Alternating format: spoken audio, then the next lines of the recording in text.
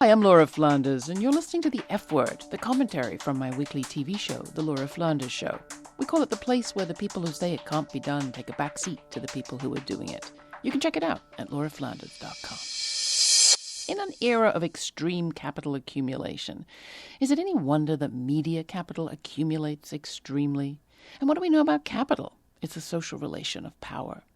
If you'd never thought about capital and media and power before, there's a good chance the topics crossed your mind in the last 12 months. Maybe it was the presidential election brought to voters by for-profit corporations that put clicks and ratings above all other values.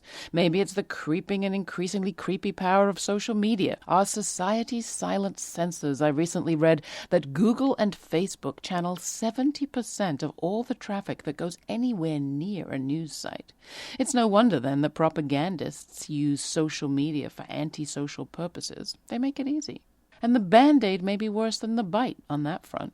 Publicly embarrassed by the abuses that they permitted to skew the election towards the right, those same social media gatekeepers are now clamping down on opinion. And guess what's getting blocked? Progressive, independent viewpoints. Don Hazen of Alternate recently reported that search traffic to his site plummeted 40%, a loss of an average 1.2 million people every month, after Google and Facebook installed new search algorithms, ostensibly in the name of fighting fake news. Power and politics, power and propaganda, and then, of course, there's concentrated power in Hollywood.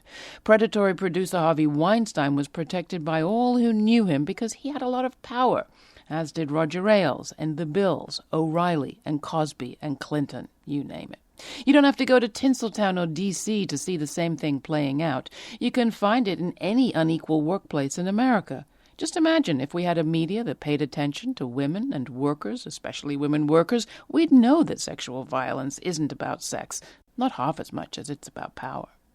Absolute power corrupts absolutely, as the saying goes. It also controls the conversation. Without free journalism, there's not only no functioning democracy, there's no accountability and no free flow of ideas about governance or war and peace or personal relations or policing.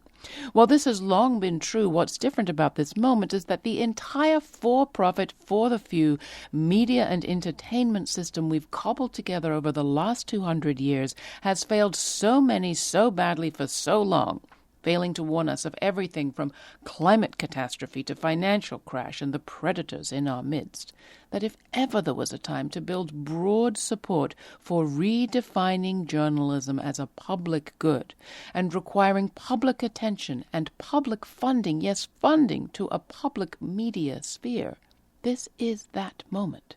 You can read my essay on Next Media for the Next System and see my interview with grassroots media makers in Detroit who are not only telling new stories, but setting up new systems of communications on the Laura Flanders Show this week. And sign up there for our new report, Poised for Power. That's at lauraflanders.com. Thanks for listening. You can write to me, Laura, Laura, @lauraflanders.com, and tell me what you think.